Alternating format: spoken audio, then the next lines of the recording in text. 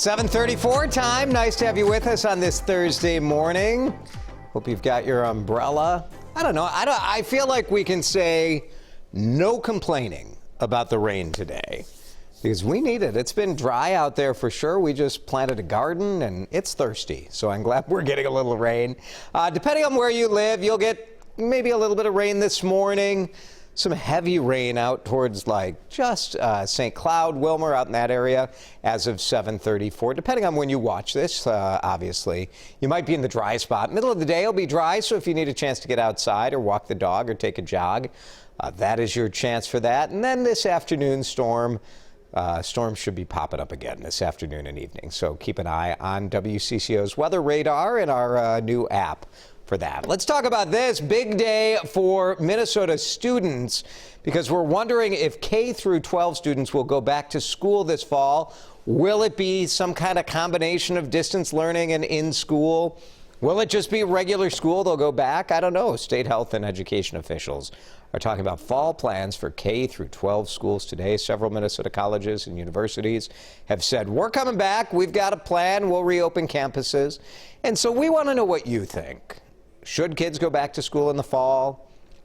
How do you my 7th grader has some classes that have 40, 42 kids in it.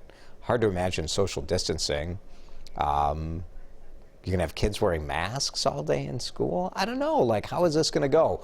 Tell us your thoughts. What sort of restrictions would you want to see? Or do you think they should just open it up, send the kids back, and kind of see what happens? Leave a comment on the WCCO TV Facebook page. We'll read through a few in a moment. It's one of the summer's biggest celebrations, but this year's Twin Cities Pride has been postponed, even though they already postponed and turned it into a virtual celebration in March. Twin Cities Pride said because of COVID, they're going to do an online thing, but organizers say following the death of George Floyd, now is just not the right time to have any sort of Pride celebration. Interim Pride Chair said in a statement that the organization stands with the Black Lives Matter movement and will use its platform to support social justice groups that plan to march on June 28th in Minneapolis. Obviously,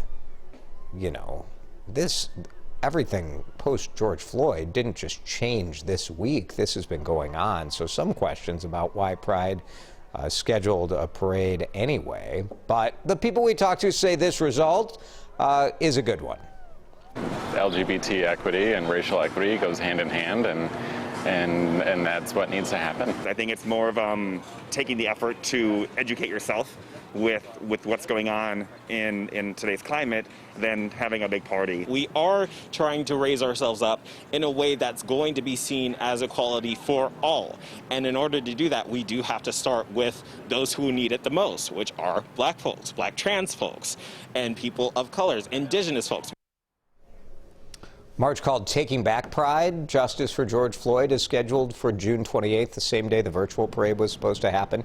There actually is quite a bit of history in recent years about debate and conflict about traditional old school Pride type events, that they become too corporate, that they're not protest enough in the spirit of the original Pride.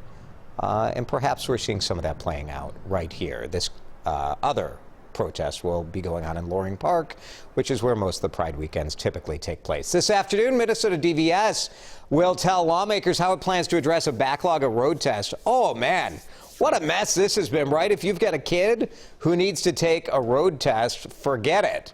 Exam stations were closed for months because of COVID-19. 13,000 road tests were canceled during that time.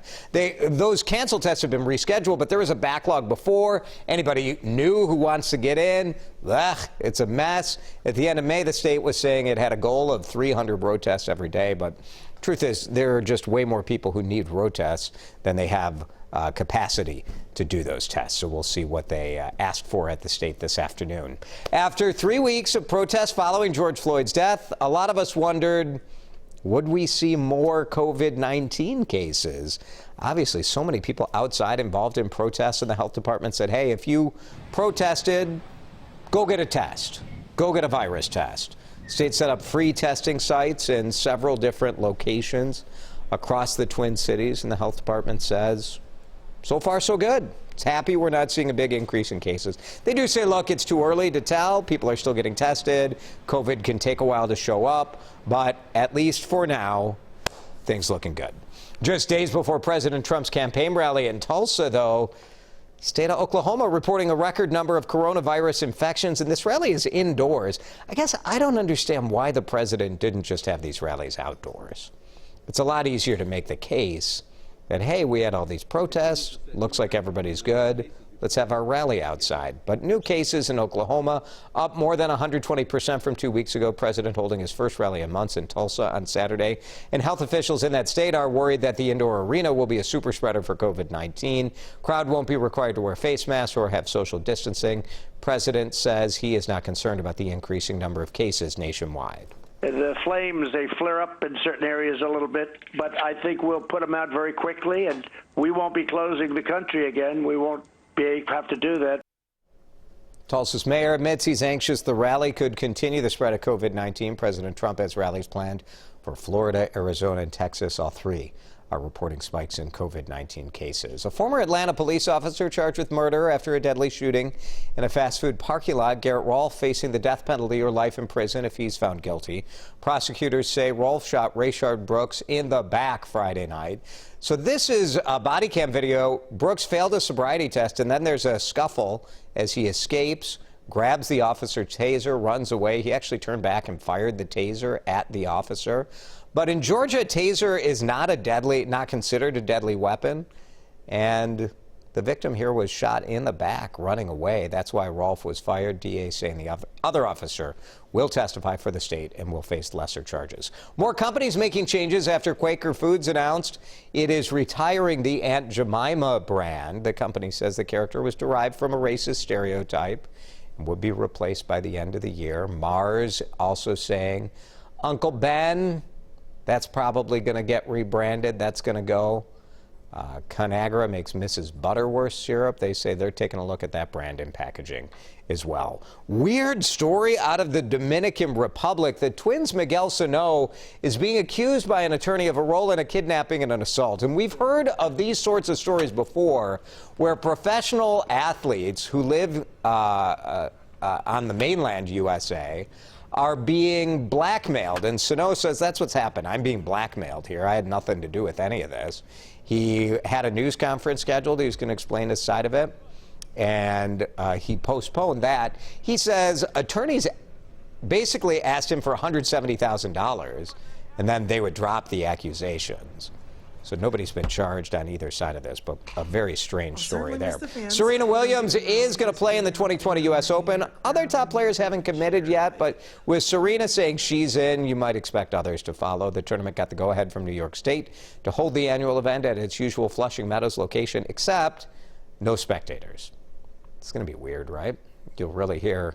I mean, tennis is sort of silent as it is, but still, August 31 is when that starts. New movie about the life of Princess Diana in the works. What do you think about this casting decision? Kristen Stewart has been cast to play the British icon. The movie is called Spencer, which is Princess Diana's maiden name. Takes place over 3 days in the 90s. So a little kind of snippet, a slice of life there. This is the time that the princess realizes she needs to leave Prince Charles and chart her own path. Production of that movie set for early next year. All right, let's get back to today's talker. We're talking about going to school. Should the kids go back? How do teachers feel about it? How do parents feel about it?